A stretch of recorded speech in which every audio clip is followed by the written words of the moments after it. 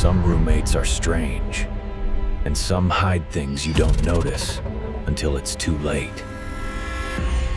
When I first moved into the apartment, my new roommate Evan seemed completely normal, quiet, polite, the kind of guy who kept to himself.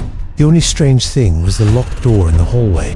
He told me it was just storage and that the landlord kept it locked, but the way he said it felt rehearsed. He always positioned himself between me and that door, like he didn't want me near it. At first, I didn't think much of it. Everyone has their quirks, but after a few days, I started hearing noises behind the door at night. Soft shuffling, a faint scrape, sometimes even a low thud, like something or someone was moving around in there.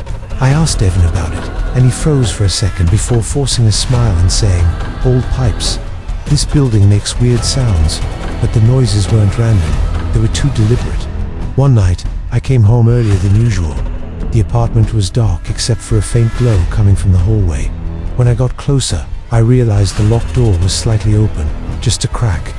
I called out for Evan, but he didn't answer.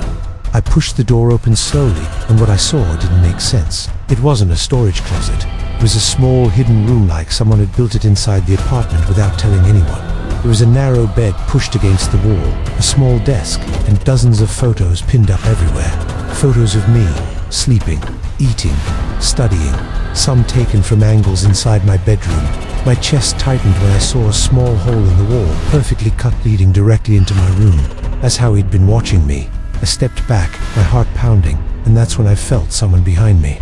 I turned around and saw Evan standing in the doorway, expression blank, eyes wide. He didn't look angry. He didn't look scared. He just looked calm. Too calm, he whispered. "I just wanted to make sure you slept safely." I didn't say anything. I didn't move. I just walked past him, grabbed my keys, and left the apartment without looking back. I stayed with a friend that night and arranged to move out the next morning. A week later, the landlord called me.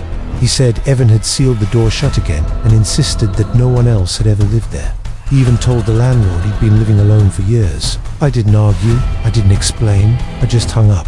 And now, whenever I hear a noise in my hallway at night, I can't help but wonder if someone is watching me through a wall I haven't found yet. Stay alert, sleep light, because the scariest person might already be inside